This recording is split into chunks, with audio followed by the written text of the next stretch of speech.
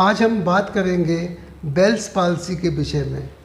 ये हमारी 7th cranial nerve यानी कि फेशियल नर्व की इंफ्रान्यूक्लियर यूनिलेटरल पैरालिसिस है। इसमें फेशियल मसल्स की वीकनेस के अलावा और कोई भी सीएनएस से संबंधित लक्षण नहीं होता है और ना ही कोई सेंसरी लॉस होता है। 7th क्रेनियल नर्व यानी कि फेशियल नर्व एक सेंसरोमोटर नर्व होती है जो कि ब्रेन के पॉन्स से निकलती है और फिर 8th क्रेनियल नर्व के साथ इंटरनल ऑडिटरी कैनाल में घुसती है और उसके बाद कैनाल से बाहर निकल के फेस पर आती है और पैरोटिड से होती हुई फेशियल सभी प्रकार के फेस की मसल्स को सप्लाई करती है। बेल्स पाल्सी में लीजन जो होता है वो फेशियल कैनाल में होता है। हालांकि फेशियल नर्व पैरालिसिस में लीजन कहीं पे भी हो सकता है, लेकिन बेल्स पाल्सी में फेशियल कैनाल में ही होता है। बेल्स पाल्सी किसमें हो सकती है? स्त्रियों पुरुषों में बराबर देखने को मिलती है और इसमें 2 तरह के प्रेजेंटेशन देखने को मिलती है। पहले प्रेजेंटेशन में मरीज़ को 1-2 दिन पहले कान के पीछे दर्द होता है और उसके बाद एक तरफ की फेस की मसल्स का पैरालिसिस हो जाता है। दूसरे प्रकार के मरीज़ों में कान के पीछे कोई दर्द नहीं होता और एकदम अचानक ही एक तरफ की फेस की मसल्स का पैरालिसिस हो जाता है।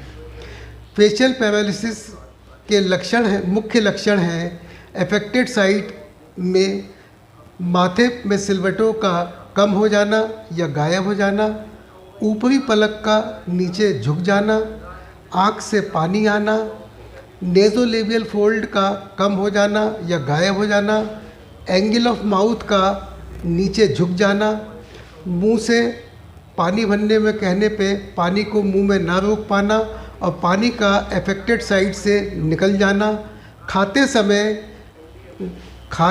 समय खाने का गाल और दांतों के बीच में रुक जाना।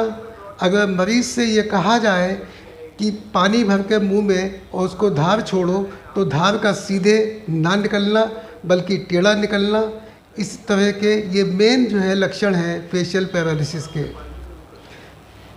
बेल्स पाल्सी की पकड़ के लिए किसी भी इन्वेस्टिगेशन की आवश्यकता नहीं होती है।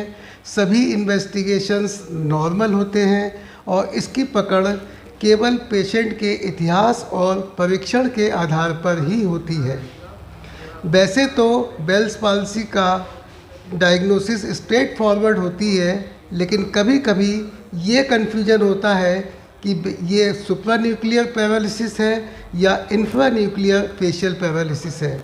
सुप्रान्यूक्लियर फेशियल पैरालिसिस में माथे का हिस्सा स्पेयर्ड हो जाता है, कम अफेक्टेड होता है और